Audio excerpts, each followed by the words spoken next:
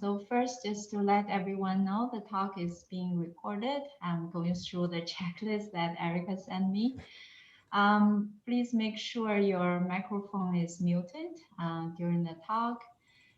If you have questions, if you see a natural pause in Aaron's presentation, I guess it's fine. You can just directly unmute yourself and ask the question. Or otherwise, you can use the hand raise function. I will be monitoring that. Okay, so our speaker today is Professor Aaron Wagner from the ECE department. Aaron has also recently taken on the role of Associate Director of ECE, and we're very grateful for that. In his career so far, Aaron has collected many awards, so I won't go through the whole list here. Most notably, the James Massey Research and Teaching Award from the IEEE Information Theory Society. Aaron is known for his ability to explain complex and abstract concepts in an intuitive way, and our students love him for that. He has garnered all teaching awards at the department, college, and the university level. I think it's probably on his third round now. So no doubt we're in for a treat today. We will learn about hockey and the foraging animals, and maybe also something about feedback communications as well.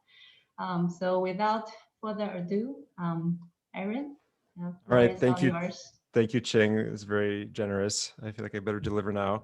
So here goes. So yeah, as I was telling the camp students at lunch, this talk represents kind of the culmination of many years of work. Actually, I started thinking about these problems as a graduate student in the early aughts, and I made like no progress at all for a long time. And then circa 2013, 2014, I was working with a former student, Yucel, and we started to finally get some traction. And then around a couple of years ago with another former student, Nirmal, we've finally were able to kind of like come up with a more complete story. So anyway, to all the PhD students out there struggling with a problem, like just know that sometimes it takes, 20 years, and sometimes you end up proving not what you expected to prove. So we set out to prove in some sense a negative result in the large deviations regime, and we end up proving a positive result, like the opposite result in the central limit theorem regime. So, you got to be flexible. All right, so this talk is about feedback communication. So let's jump in here.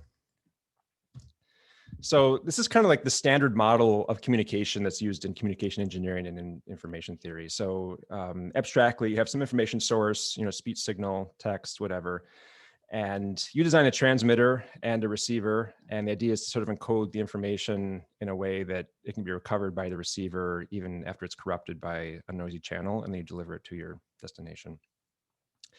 Okay, so this is sort of the standard model. It's, open any information theory book. This is kind of what, what it opens with. I included in my, my introductory lecture in information theory class I was teaching this past week.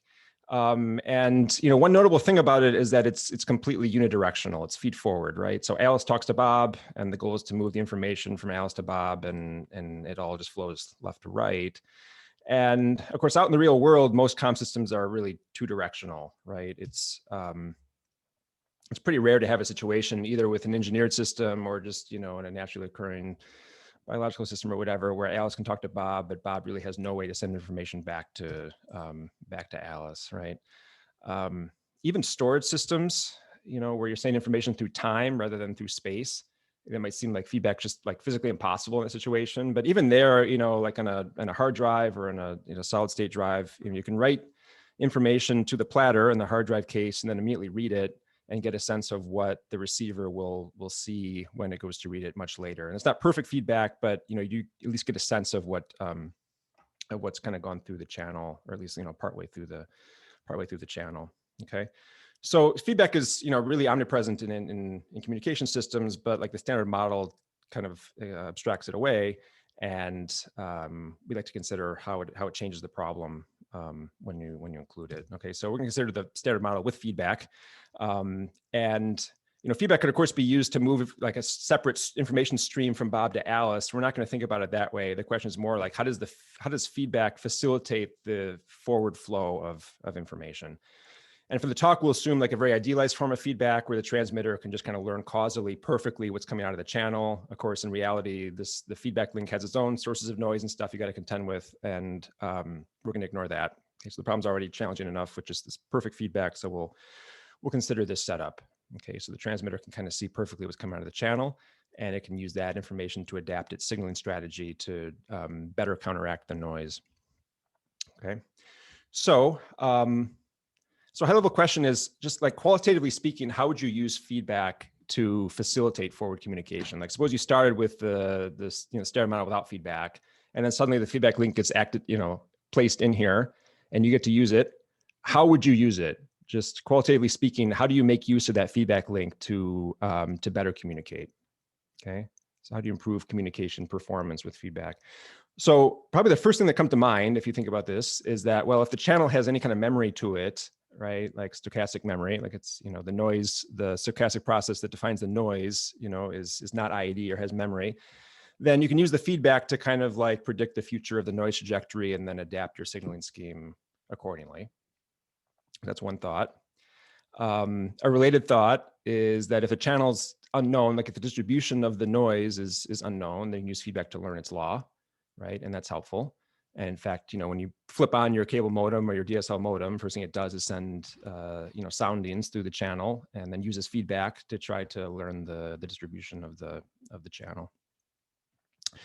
All right, somewhat more subtly, if you have resources that are constrained in expectation, then you can use them opportunistically if you have feedback. Okay, so the classic example of this is a power constraint. If you have power that's constrained kind of on average, which is typically the way it's constrained in practice, then you can kind of use feedback to sort of deploy the power intelligently. Okay, so if the communication is going well, you kind of like crank the power down a little bit, and if it's not going so well, you kind of crank it up to try to compensate. And so you sort of put the power where it counts, like put it on the noise realizations of the channel where you really need it. And without feedback, you can't do that because it's open loop. So you just use this, nominal power the entire time. Then there's a rather technical mechanism here that I won't get into. If the rate is very low, then there's something called the like effective minimum distance of the code that you can improve with feedback. That's a kind of an inside baseball thing that we won't get into in this talk. And I argue that's pretty much it. Okay, so if you in the context of like single transmitter, single receiver communication. So if you look at networks, multiple transmitters, multiple receivers. If you look at like control over noisy channels, so you're not just trying to move information, you're trying to control a system, et cetera. In other contexts, feedback can be useful in more than these 4 ways here.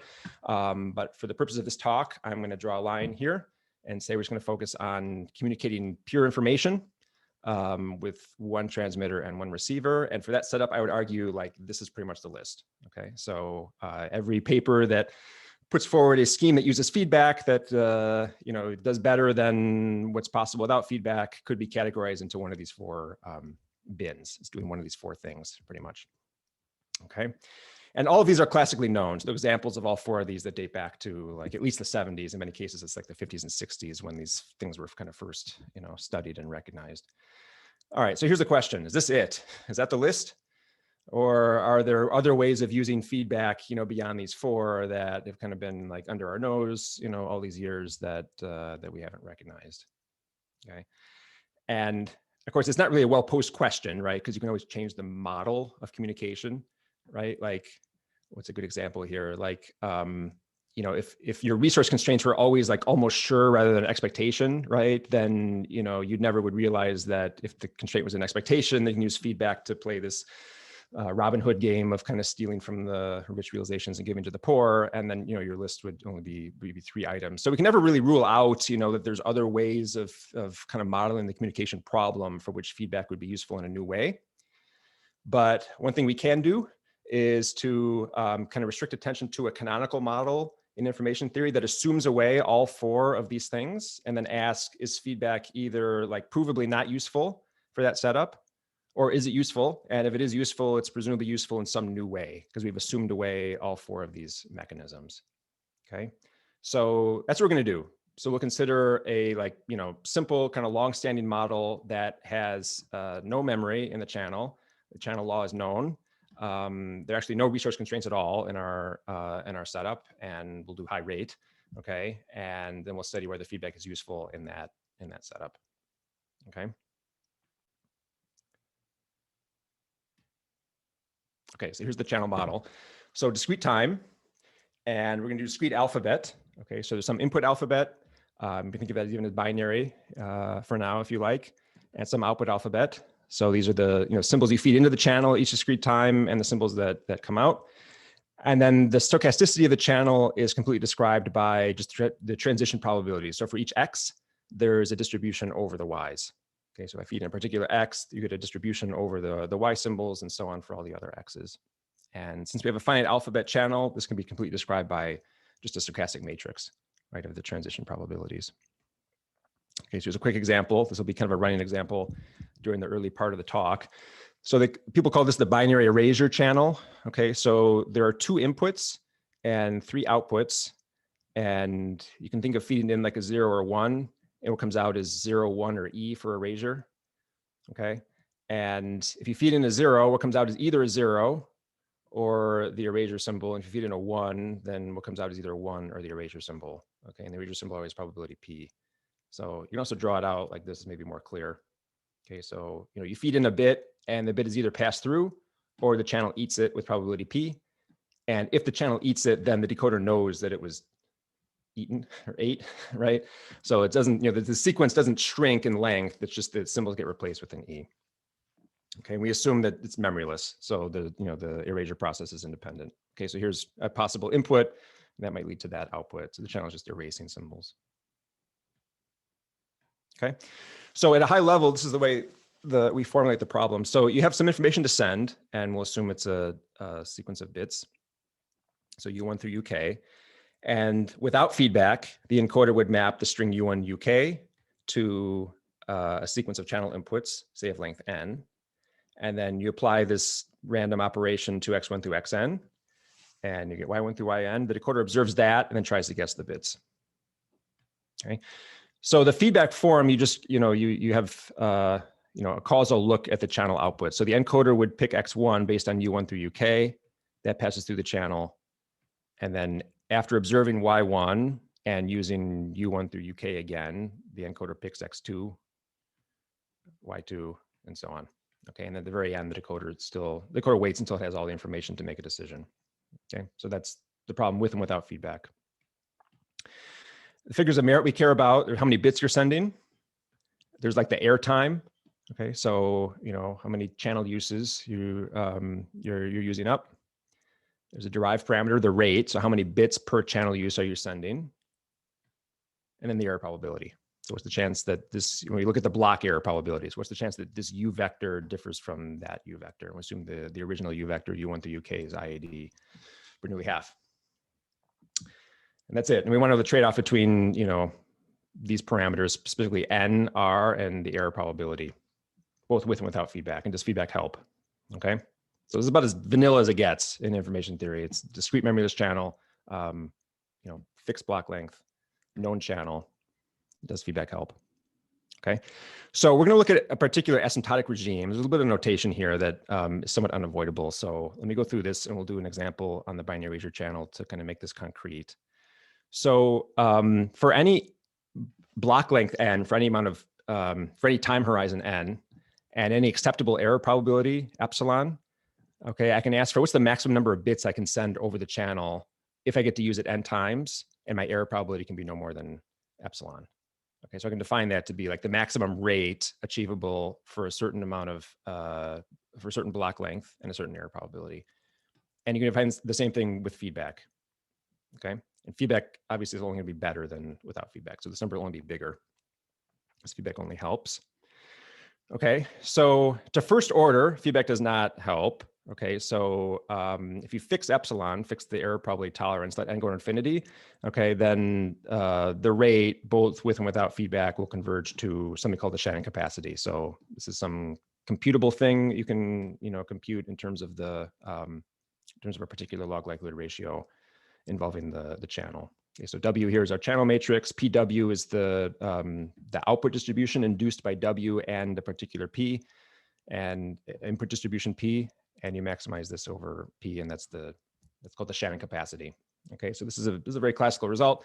The feedback does not improve kind of the first order performance of the communication.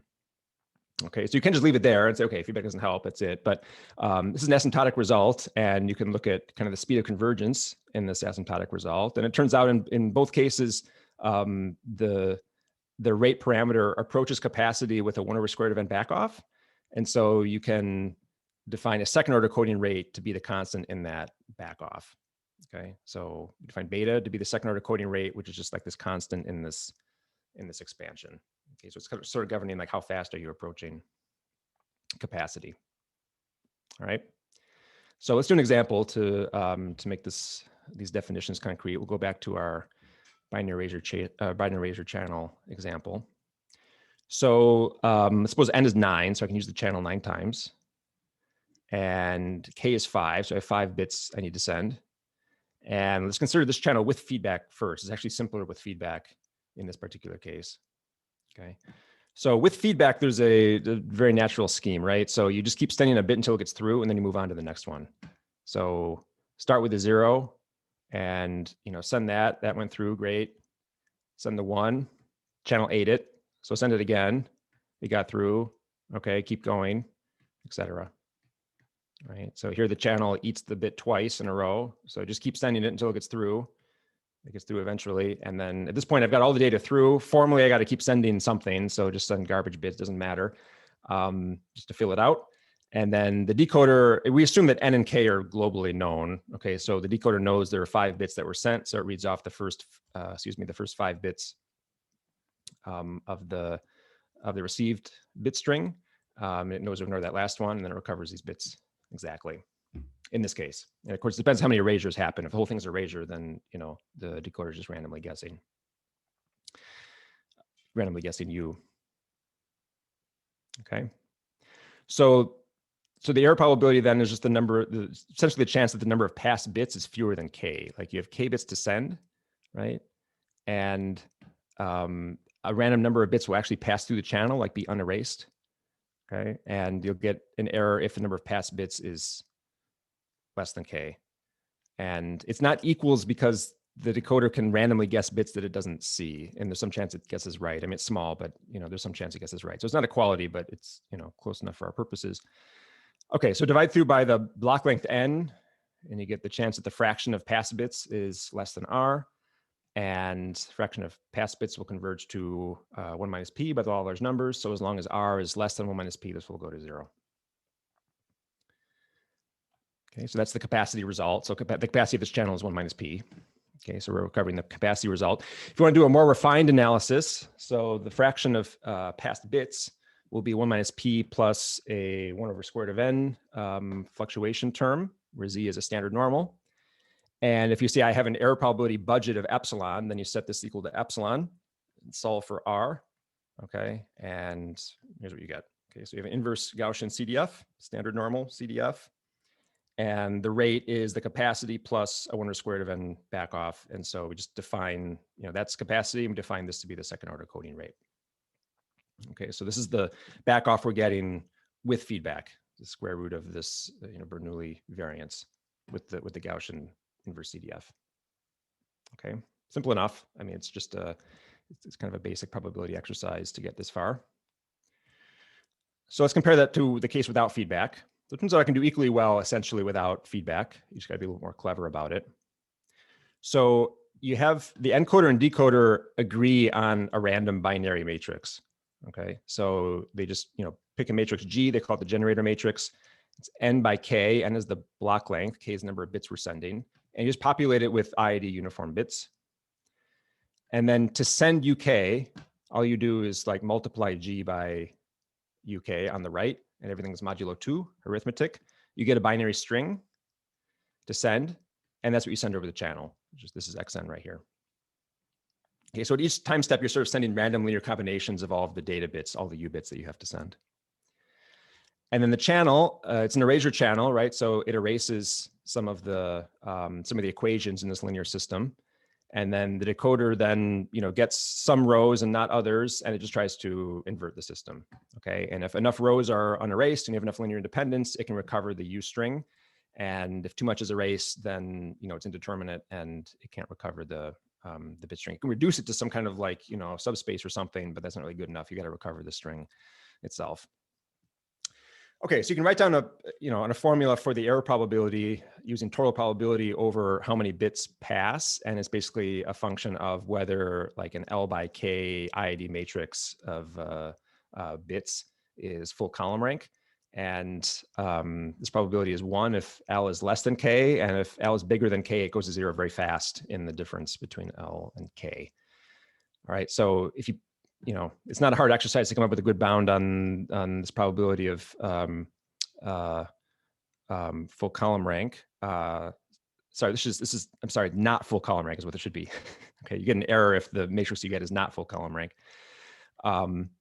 And so if you plug in a reasonable bound for this, you get that just if as long as the number of bits that pass through again is less than K, then you have an error. So at this point, the analysis is the same as what we had in the non-feedback. I shouldn't go back, but at this point, the analysis is the same as what we had in the non-feedback case. I mean, we arrived at the same formula, so you can do the same central limit theorem, law of large numbers analysis. You'll get the same answer. And the upshot is that sending a random linear combination of all the data bits is like essentially as good as sending a fresh bit the way you do in feedback. Okay, so the loss, what we lose without the feedback, there's some chance that the encoder in a particular time sends a bit that's in the linear span of what the decoder has already seen, and then it's like a wasted time slot, right? Whereas with feedback, you can always guarantee that as long as some bits have not gone through, that whenever a non-erased bit goes through, it's some fresh, innovative information that that's useful to the decoder. And we can't guarantee that here, but the probability that we send something redundant is just very small, and so it doesn't appear, it washes out in the central limit theorem analysis. Okay. So for the BEC, feedback is not really useful, at least in this asymptotic regime. Okay, and it's not just the BEC. So it's true of any channel with enough symmetry in it. Okay, so there's a class of channels that are called symmetric. There's just a class of stochastic matrices, and you can show the second order coding rate's not improved with feedback for any channel in that class. And the second order rate without feedback was characterized by Strawson in 1962. And so there's this result of Polyansky et al. That showed that if the channel is sufficiently symmetric, then feedback is provably not useful in this asymptotic regime. And there's, I guess since the talk is recorded, maybe I'll just flash this up and people can go back and read this definition if they want. The definition of symmetry is not like super important to us here, so I'm not going to go through it. But it's, if there's enough symmetry in the matrix, then you can show that feedback doesn't help for the second order coding rate. And actually it's worse than that. Okay, so for symmetric channels, feedback doesn't improve the capacity, which is like the first order coding rate. It doesn't improve the second order coding rate. Doesn't improve the third order coding rate either. Okay, so you can do keep going in that expansion, right? So you have capacity plus like 1 over square root of n times a constant. And then after that, it's like a log n over n term. And you look at the constant in the log n over n term. Okay, even that is not improved with feedback. You can look at the large deviation regime instead of the CLT regime. And okay, there's some caveat there about the rate, but I'll just say, the first order, the large deviation regime is not improved with feedback either. You can look at the exponent and the large deviation regime. You can start looking at like lower order terms, right? And like the next order term after the exponent is also not improved by feedback in the symmetric case. For people who know like IED sums really well, there's like a regime between the central limit theorem and the large deviations regime you can study, right? It's a moderate deviations regime. So that's, there's an analogous asymptotic regime one can study here in the coding problem that's also not improved by feedback. So for symmetric channels, it's like feedback really doesn't help. It's like every asymptotic metric we can compute, we can show that feedback is not improving. Okay, so it's like it complicates the proofs and it doesn't really give you any performance gain. So, what's the point? Okay, and this is, I think, in part why that standard unidirectional model is so common, because there's just so many negative results about it not helping, and it makes the proofs quite a bit more complicated and so on. That's all for symmetric channels, however. For asymmetric channels, first of all, the second order coding rate is unknown. We'll have some results on it here today, but prior to this work, it was unknown. And in fact, we'll show that feedback can improve the second order coding rate for some asymmetric channels, not all of them, but for some, using a mechanism that I consider to be novel anyway. And you can be the judge. All right, so I can explain the idea behind this novel mechanism quite simply in terms of a coin flipping puzzle. So we'll do that next. Let me pause for questions. This is a good time to, I'm going to describe this novel mechanism for coding next. So if there's any questions about the setup or background or anything, now would be a good time.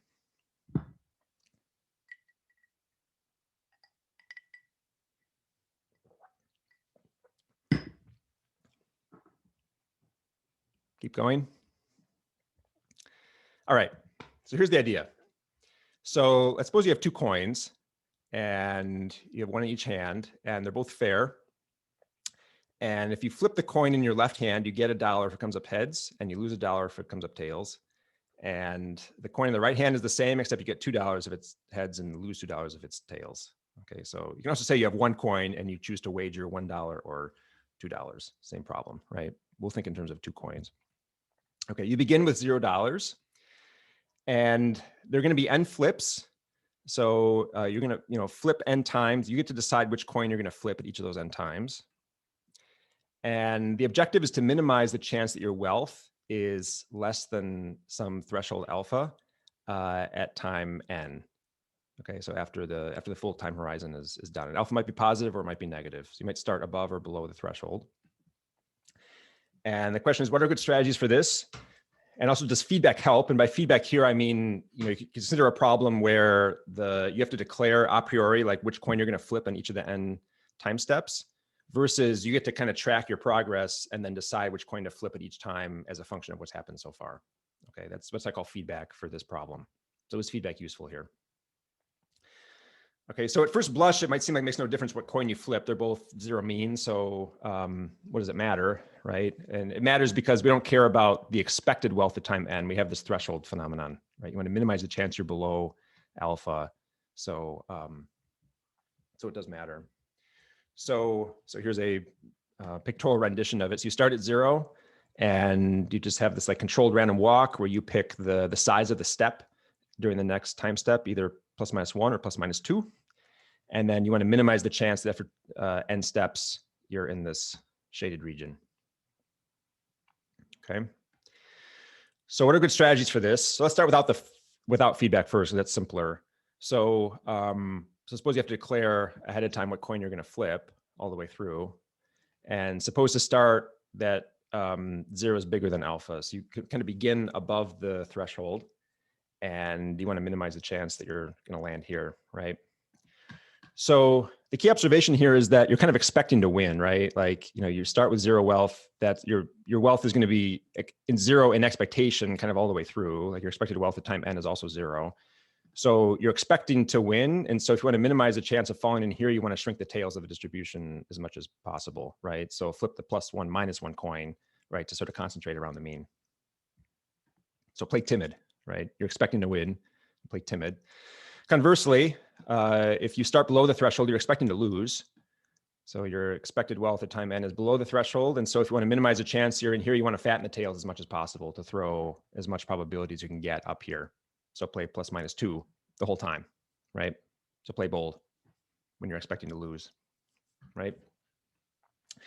What about feedback? So let's suppose to start, you only have one opportunity to change. Okay, so suppose you pick a coin at time 0 and like you stick with it. And then at time n/2, you get to swap coins if you want, and then you use one coin for the remainder. Okay, so how would that work? Well, if you look at the second time period, that's like an instance of the non-feedback problem just with half the time horizon. So, play timid or bold, depending on whether you're above or below the threshold, right? And then what about at time 0? So that's similar. It's not exactly an instance of the non-feedback problem because your cost is not this abrupt 1-0 cost. It's like the cost to go induced from this one-step dynamic programming thing. But it's still reasonable, I think, to do timid if you're above the threshold and bold below. And more generally, If you allow me to switch, anytime I want, reasonable strategy that has some optimality properties we will see is to play timid whenever you're above the threshold and below whenever you're below. So just play timid when you're expecting to win and bold when you're expecting to lose. Okay, so just like a fun aside. Okay, this was the puzzle of the week on the was it David Masson that brought up the 538 website in reference to my microphone. So here's 538 website. So a year ago, this was the puzzle of the week, this coin flipping thing. I had nothing to do with it. Okay, it's completely coincidental. I don't claim this puzzle is novel. Okay, so someone else suggested it to them. And I was actually working on the journal version of this paper, and I went to the 538 website to kill some time, take a break, and I read their puzzle, and it's like, okay, that's that's the puzzle I've been thinking about. And people submitted lots of fun things, all kinds of simulations and stuff, and visualizations that that show the optimum strategy. We're going to use a continuous time version of this for our results. Okay, so we're going to do like a Brownian motion version of this. So suppose B is a Brownian motion, and consider a controlled diffusion derived from the Brownian motion. So you get to pick the instantaneous variance of the diffusion, or of the Brownian motion, if you will, and you can vary it over this range from sigma 1 up to sigma 1 squared to sigma 2 squared. And you start at 0, and the goal is to minimize the chance that you're below a threshold alpha at time 1. Okay, so in physics terms, I guess you have a particle that kind of does a diffusion in one dimension. It starts at 0, and you want to minimize the chances below alpha at time 1, and you can control the temperature, right? So you can cool things down and it moves very slowly, or you can heat things up and it kind of wiggles around fast. And what's the right temperature control strategy? Okay. So there's this result I think is very clean. Due to McNamara, 1983, showed the optimum controller is bang bang. So, and it's just, it makes rigorous the intuition from the coin flipping puzzle. So you do kind of, minimum variance whenever you're above the threshold, and maximum variance whenever you're below, and you never have any occasion to use anything in between. And that is the optimum controller for this problem. Okay, so here it is in simulation, just to visualize it. So you start at 0. In this case, the threshold is below 0. So you're starting out in the winning territory. And as long as you're winning, you try to kind of keep the Brownian motion, as slow as possible. And then whenever you're below the threshold, you kind of crank up the temperature and try to get out of the bad state as quickly as possible. And sigma 1 here is assumed positive, so it's always got to be moving. If you didn't have that assumption, then whenever you land in positive territory, you just freeze the particle in place, right? And you're guaranteed to win at that point. All right, so that's it in simulation. Once you've seen this phenomenon, kind of cleanly isolated, you kind of see it all around in the real world. So, every sport has some example of this. So I promised, hockey. So here's a hockey example. So in hockey, there's this notion of pulling the goalie. So if you're behind by many goals late in the game, then you replace your goalie with another offensive player, and yeah, they call it pulling the goalie. And it's extremely risky because your goal is, completely unguarded, but on the other hand, you're more likely to score yourself because it's a, n+1 versus n player situation on the other side of the rink. Okay, so in American football, there's a notion of a Hail Mary pass, right? Like a desperation play, very risky. But you do these things when you're expecting to lose and you want to kind of shake things up, right? You want like high randomness strategies. In baseball, I guess, you play the infield in is the analogous thing. McNamara himself was actually motivated by mathematical ecology, among other applications. So in his paper, he points to a literature on the study of foraging animals, and there are examples of foraging animals using risky foraging strategies when they're near starvation, and then like safe strategies when they're not. And you wanted to put forward a kind of a simple math model that kind of explained that that behavior that they observed. Yeah, and just as a personal comment, I'll just say that working on this project has actually changed the way I make decisions in my everyday life. Like play timid when you're expecting to lose. sorry, excuse me, play timid and you're expecting to win and bold and expecting to lose is just like a useful mantra to keep, you know, in your head when you have to make decisions. I mean, it's, you know, there's certain assumptions, you gotta be careful, right? There's certain assumptions in this model that, you know, need to be in effect for that really to be the right strategy. You need kind of a fixed, you know, endpoint. You need to have like a 0-1 cost and so on, but there are applications where that comes up, you know, like writing grant proposals. That's a good example, right? Okay, so let's apply all this to communication now. So a little bit more notation. Okay, so bear with me for this. So I'm going to define something I call the McNamara threshold, which is just like the solution to his to McNamara's problem. So for any given like temperature range, you know, sigma 1, sigma 2, I can and a allowable error probability epsilon, I can define the largest threshold such that you can find a controller. I shouldn't say find. I mean, just consider the optimum controller. So the largest threshold, so that the optimum controller has an error probability of epsilon when the temperature range is sigma 1 to sigma 2. I can define that with feedback and without. Okay, because we know the optimum controller in both cases. And both these are expressible, you know, in closed form in terms of the Gaussian inverse CDF. The feedback one's kind of complicated, but you know, it can be expressed. And as long as you have a non-trivial temperature range, as long as you have wiggle room there, then these two will be different. So the, you know, you can do something with the control, with the feedback, as long as sigma 1 is different from sigma 2. Obviously, if they're equal, there's no actuation, so it doesn't matter what kind of sensing you got because you can't do anything. Okay, so here's the connection between like McNamara's control problem on the one hand and the COM problem on the other. So there's a key lemma that connects the two. I wouldn't describe this lemma as like, you know, really completely novel. It has many precedents in the information theory literature, but I haven't seen it written quite this way. And when you write it this way, it really brings out this connection, which is kind of crucial to see how to approach feedback COM. So here's the statement. So I'm going to define a controller to be a mapping from strings of XY symbols, channel inputs and outputs, to probability distributions over channel inputs. Okay, so given any string of XY symbols, I mean a string of X and a string of Y of equal length, okay, this will specify a distribution over X. And I can get a joint distribution over XN and YN, like the two length n strings, from F and the channel, right? So F specifies the distribution of X1, and the channel takes that and creates Y1, and then this F creates X1 or X2, and the channel creates Y2, and so on. Okay. All right, so here's the lemma. So there's a lot here. So let me kind of go through it.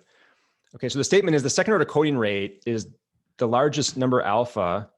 Okay, so I can find a controller, meaning one of these, okay, so that the chance that this controlled random walk here, like, you know, I have in some sense like kind of a random walk type quantity that's influenced by F. So the chance this controlled random walk ends up below this quantity here is below epsilon, okay? So it kind of relates the COM problem to like a control problem, right? So the second order coding rate is defined as a, you know, communication quantity. And here we're expressing that quantity in terms of some kind of control problem where you're kind of choosing this, this F, which sort of influences the distribution of the increments of this, this like, you know, random walk. And you want to control it in such a way the chance that it falls below a certain threshold is small. Okay, so hopefully the connection to McNamara is, you know, somewhat apparent. It's not an exact fit, of course, but hopefully the connection is becoming apparent. Okay, so I'm not gonna say anything about how you prove this. I'll just, you know, kind of connect it intuitively to the erasure example. So remember in the erasure case, it was like the number of bits you commit to send, which was K, and there's number of bits to actually get through, like they're non-erased. And if the latter is less than K, then you tend to have errors, right? It's like not enough bits actually got through the channel to disambiguate at the decoder side, so you have errors. So that's basically what's going on here. It's, you know, it's much more general and more abstract and so on, but like, you know, this is at some level the number of bits you're committing to send if you want a second order coding rate of alpha.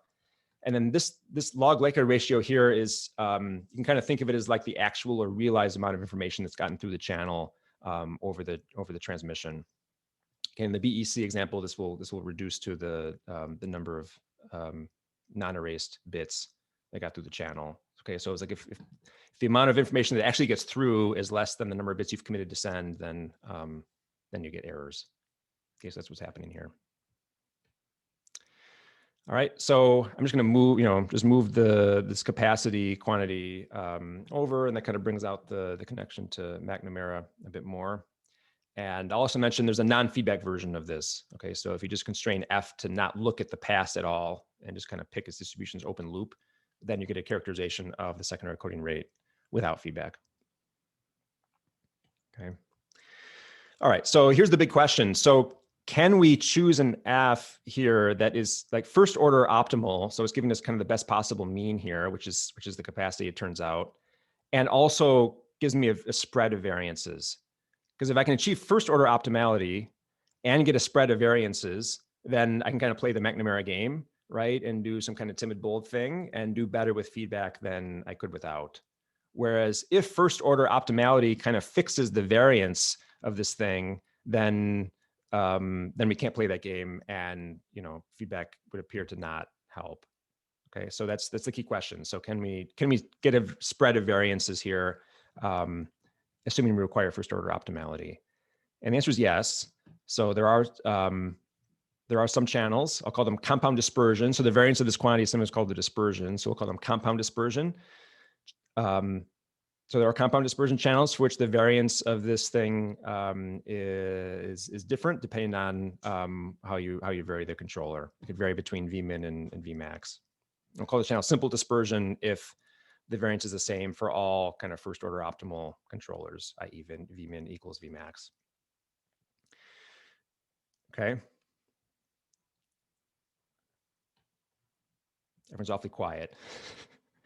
It worries me a bit, but I'm going to keep going unless there are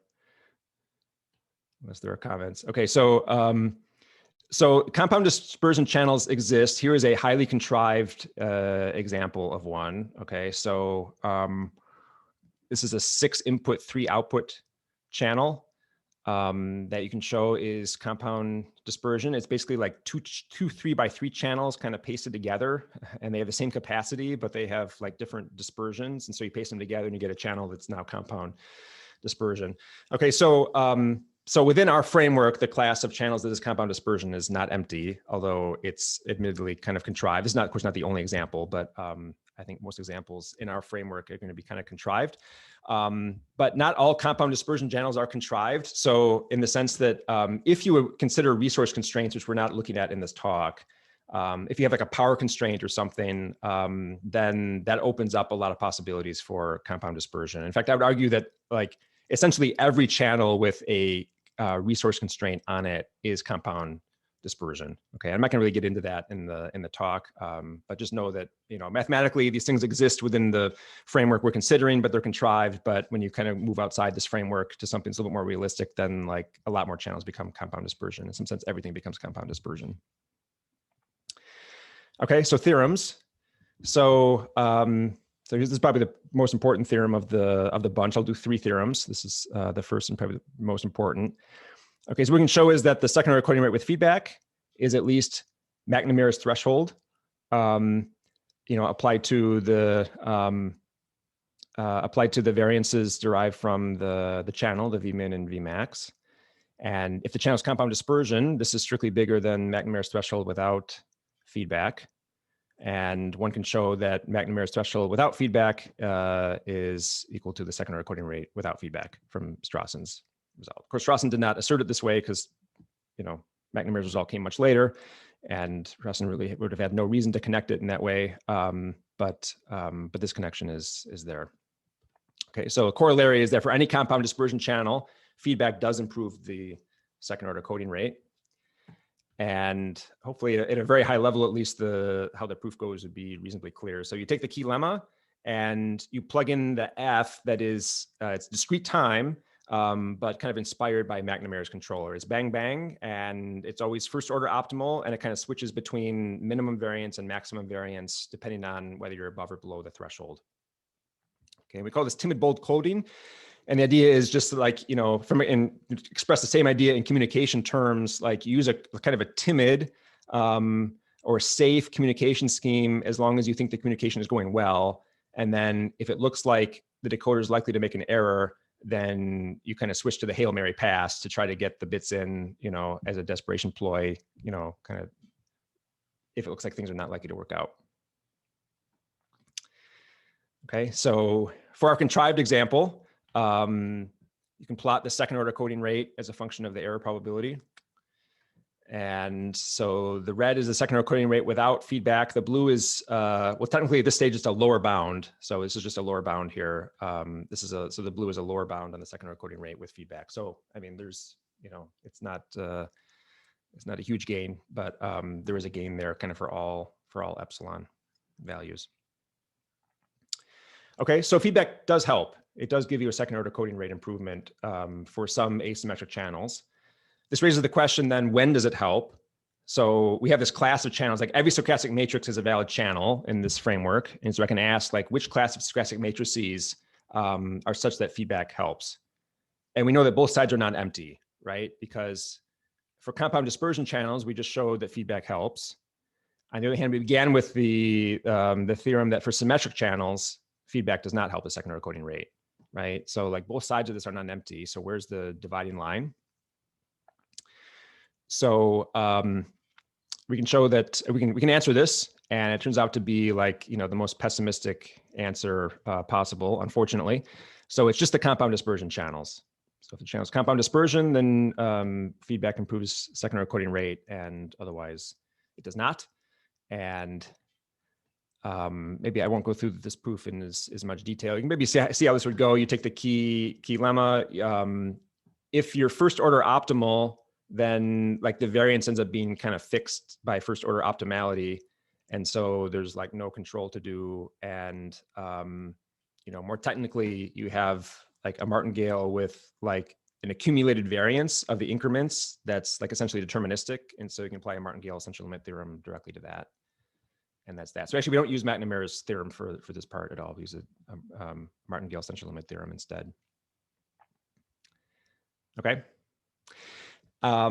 So last theorem. So what can we say about how much feedback helps when it does? So for the class of compound, so if the channel is simple dispersion, we know the second order coding rate with feedback. It's the same as without feedback.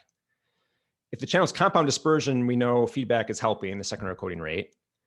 But by how much does it help? Can we determine the second order coding rate with feedback, or at least upper bound it? So we cannot determine it for most compound dispersion DMCs. We can give an upper bound, and the upper bound, it takes the same form as our lower bound. Okay, it's just evaluated at different parameters. Okay, so there's these other parameters of the channel, nu min and nu max, which are kind of more extremal variances, and we evaluate the McNamara threshold at those points rather than at Vmin and Vmax. And this is bigger because you have like a larger control range, you know, in your Brownian control problem. Okay, more specifically, nu min and nu max are really the minimum and maximum variances of that log likelihood ratio if you do not impose first order optimality. Okay, so if you kind of relax that condition, then the band widens, and that's what we have in our upper bound. Okay, so let me say a bit about this. So this is, I'm going to say more about the proof of this theorem. It's the one of the three that I think can be improved. I mean, you know, clearly something needs to be improved between theorem 1 and 3. I think theorem 3 is the weak one. I think this is the right answer, and I think this is this can be improved. So I'll say a bit about this proof for that reason, and also because it's maybe the most interesting of the three. So at a very high level, the idea is you want to invoke that lemma connecting communication and control. And then argue that like we know the answer to that problem because McNamara solved it. So we should be able to take any controller for that problem and kind of bound its performance by the performance of the bang bang controller that you get from McNamara's result, and then get an impossibility result that way. It's the high level goal here. But there's actually kind of a serious sticking point, which is that McNamara's solution is in continuous time, and we have like a sequence of discrete time problems. And of course, there are like many results in the literature that relate like a sequence of discrete time problems to a continuous time problem, but those results will always assume that the discrete time process is sort of nice and well behaved, and we can't really assume anything about this process here. I mean, F could be some, you know, F is just some arbitrary controller. It could behave very strangely. In fact, communication, forward error correction schemes do tend to behave rather strangely. Like they have long range dependence and lots of stuff going on. So we don't actually try to argue. We don't kind of show convergence to continuous time and then invoke McNamara. What we do instead is try to embed the discrete time problem in a continuous time problem and then invoke McNamara's result at that level. So let me just show you at a high level how we do that. So to do that, we use a different result of Strawson. Okay, so like same Strawson, 5 years later, I guess. He showed this relatively well-known result on martingale embedding.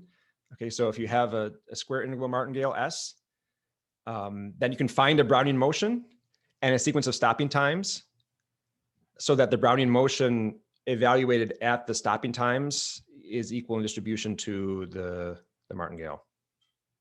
Okay, so you can kind of take the martingale and just embed it in the Brownian motion. Okay, and moreover, the expected time between the stopping times can be expressed in terms of the variance, the incremental variance of the martingale.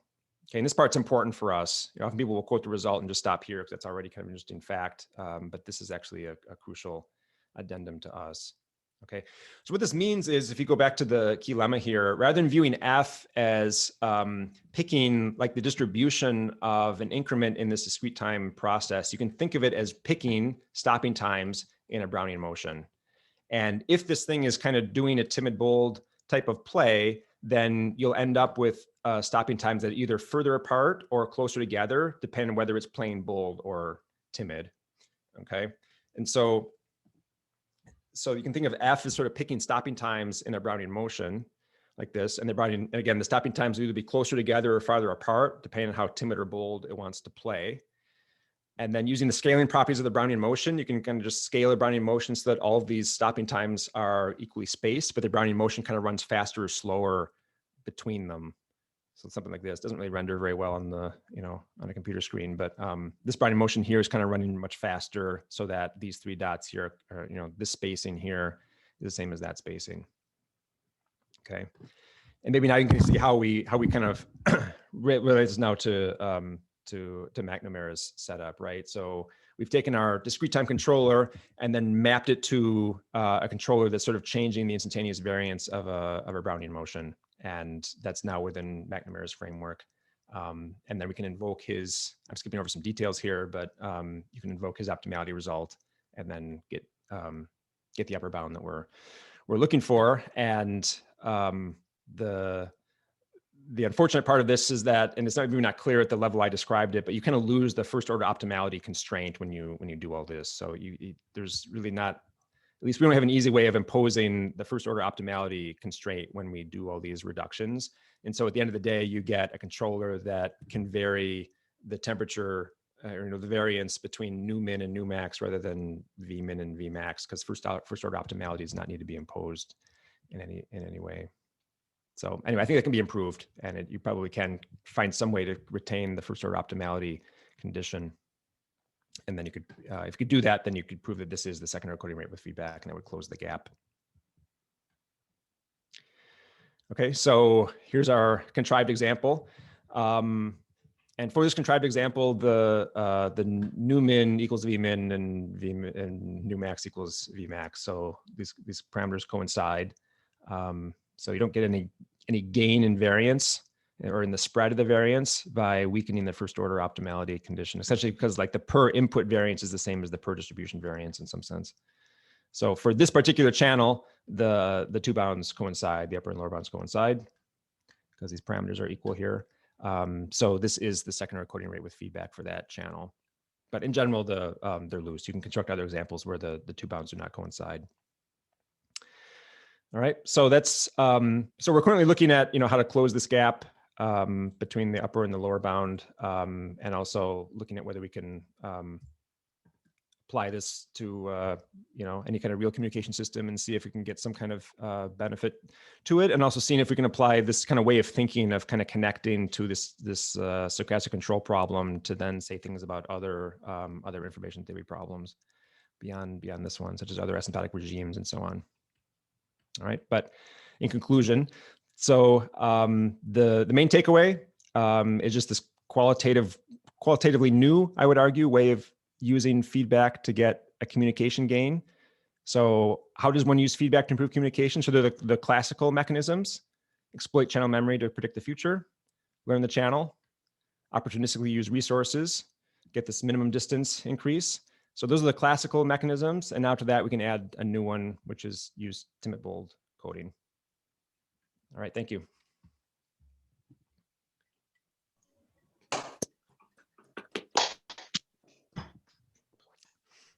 Any questions?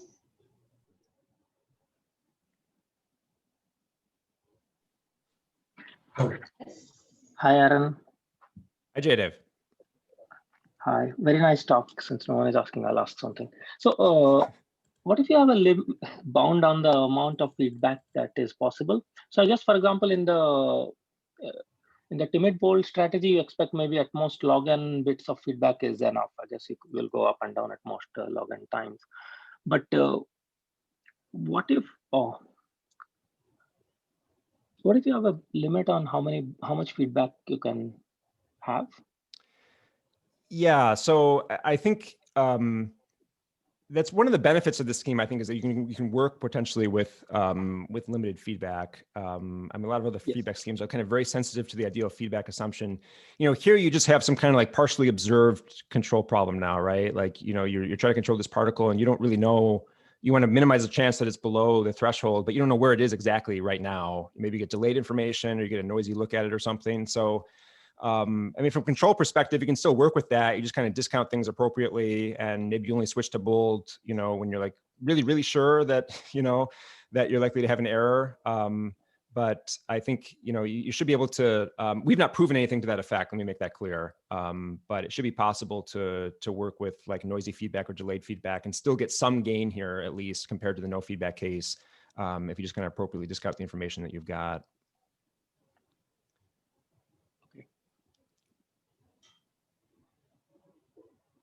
I think Dave, you raised your hand. So mine was a much higher level question, which is there's at least a few first-year students and prospective students that were on the lecture list. And I wondered if you wanted to comment on sort of any steps going forward that you know, new students could easily get engaged in.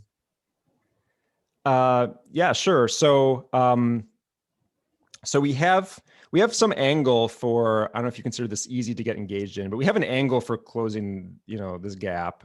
So it's a very well posed question, and I have an angle on it that I'm happy to share with anyone who's interested. So that's a reasonable place to start. And then there are, you know, beyond the second order coding rate, there are other asymptotic regimes that one can consider, moderate deviations and large deviations and so on. And I think, you know, some of this thinking, I think we should be able to apply profitably to those asymptotic regimes as well. We have some ideas there. And then when you have cost constraints, I mentioned that like every channel becomes compound dispersion in some sense. So we've gotten that far. We've not really proven much about, you know, what kind of gains you get really, or, you know, impossibility results, optimal schemes and so on. So that's kind of wide open. So we know that it's possible there, but how much is possible compared to the non-feedback case is open. And then, you know, connecting to Jadev's question, all of this assumes like kind of perfect ideal feedback. If you have any kind of noise in there, you're going to have to kind of modify the control problem accordingly. And that's all wide open as well.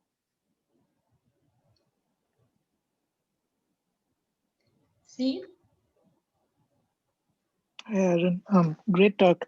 So since you suggested that feedback doesn't help at all in symmetric channels, I was trying to think of, is there any way that can be broken? And I noticed you didn't talk about finite block length bit error rates. So is anything known in that regime? So for using feedback in a finite block length setting? Sure. Yeah, I mean, feedback would definitely help. Like take the Erasure channel. Like if you have, you know, like 3 bits to send over like 10 channel uses, right? Then feedback, you can just work out, or maybe you don't even need 10. What maybe 7 or something. I mean, you can kind of work out like, yeah, exactly. So yeah. So I mean, if you want to send 2 bits over 3 channel uses, I think feedback is not going to be useful because you can just send 1 bit, send the other, and send them out to some, and you're always sending fresh bits. Yeah, you can certainly construct examples with like small n and k, where like the error probability you get with feedback is better than without. But often the error probability, like to get a small error probability, you know, we want small error probabilities. In order to get a small error probability, you kind of need n and k to both be big. So you can kind of like average out the channel randomness, so you get law of large numbers working for you. So people are usually interested in kind of the larger NK regime. And that's why we focus on these kind of asymptotes that we do. But yeah, if you back off from that and say, yeah, I personally care about k equals 12 and n equals 32 or something, then yeah, the feedback will do better. I guess maybe, right. So I was thinking of like sort of scaling regimes, like, so I guess like Yuri had a set of papers on Yuri Polyansky on like looking at this kind of, so yeah. Do you think? I mean, that's this paper I quoted. Oh, okay. Yeah. Here. I see. So this is for finite block length, or like he had a set of papers on like some sort of finite block bit error, or yeah. Like, yeah, I don't know how this is being recorded. Yeah, I guess this is too much in oh, okay, yeah. Let me just, what the heck? Like, I personally disagree with their use of the word finite block length. In my view, and I'm very open to persuasion if Yuri or Sergio or Vince or anyone that wants to persuade me of this, but my opinion is that they use the word finite block length to describe the central limit theorem asymptotic regime. And I would not call that finite block length. I would call that a refined asymptotic, possibly. But to me, that is not finite block length. But that's the term they use. And I find it creates quite a bit of confusion.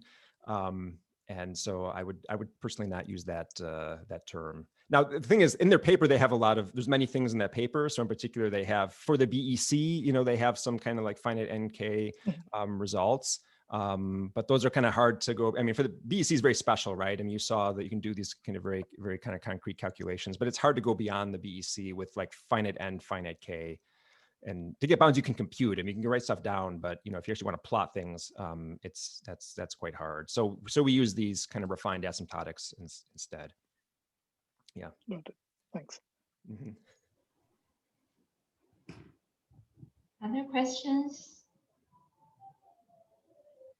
Okay, so I have a question. So do you the upper bound and lower bound coincide with each other for all symmetric channels? No.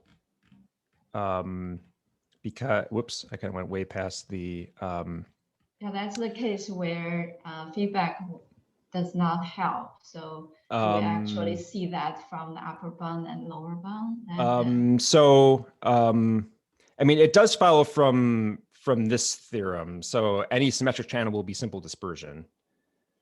So you can. I guess you have a specific way of computing the upper bound and lower bound in terms of Vmax, Vmean. Right. Yeah. Vmax, nu. Yeah, I understand. I'm answering a different question before I answer your question. So theorem, you can recover the symmetric result from this theorem. In fact, this theorem, like the one half of this theorem, kind of generalizes Yuri's symmetric channel result to say it's not symmetry you need, it's simple dispersion that you need, and every symmetric channel is simple dispersion. So with regard to the upper bound, I guess I said no a moment ago. Let me think about it. No, actually, they would coincide. Actually, for a symmetric channel, they would. Well, yeah, they would coincide for a symmetric channel. Yeah. Okay. So the other question. So one thing actually is that I think it's true for multiple reasons, but one reason actually is for a symmetric channel, you have like one optimum first order optimum distribution, and so there's no way to get a spread of variances when there's only one first order optimal distribution to begin with. Yeah. Okay.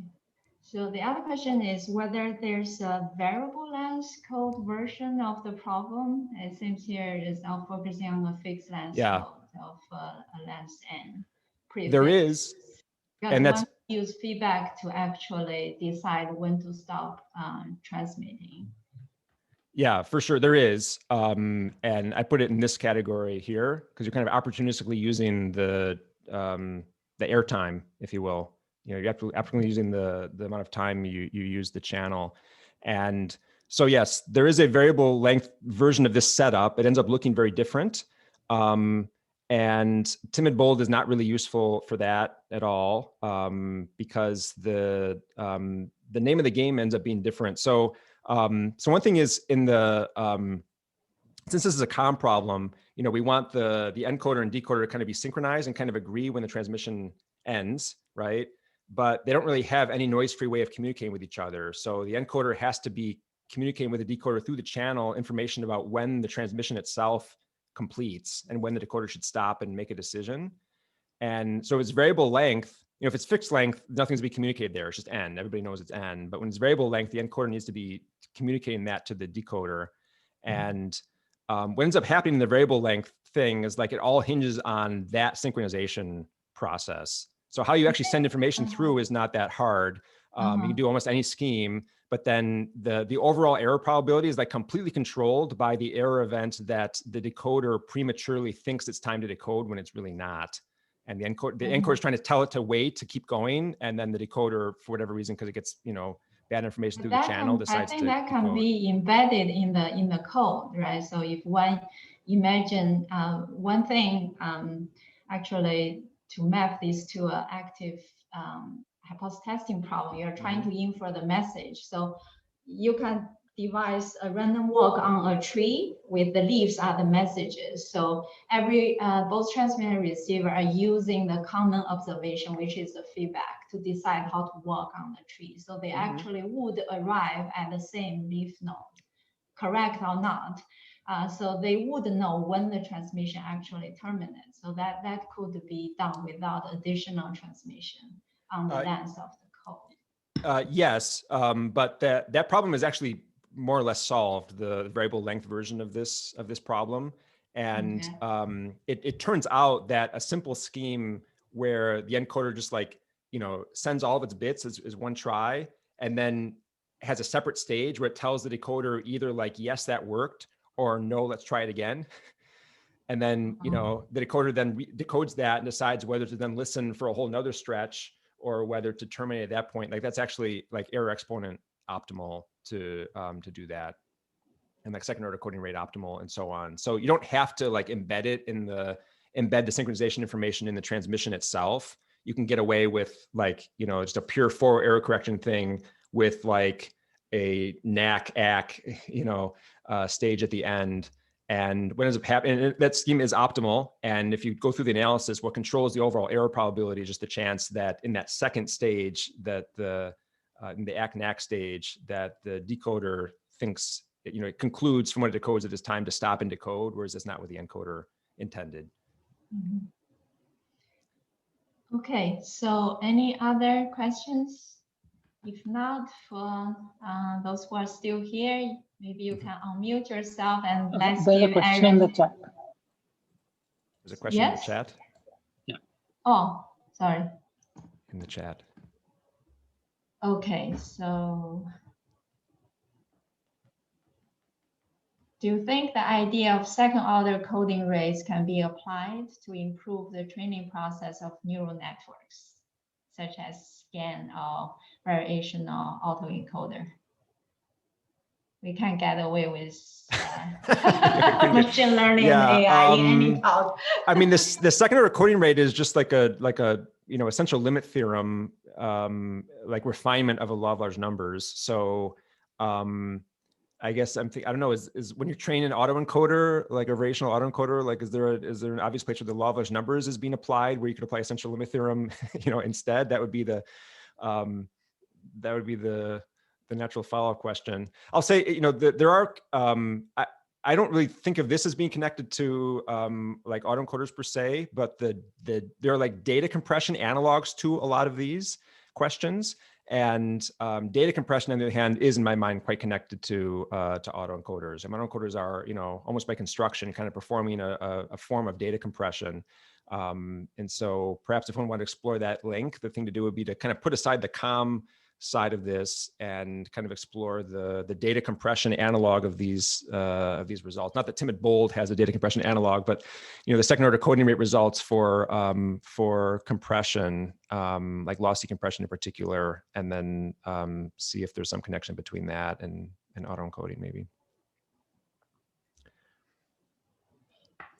Okay, so if everyone can unmute yourself, and let's give Aaron a round of applause. Thank you, Aaron.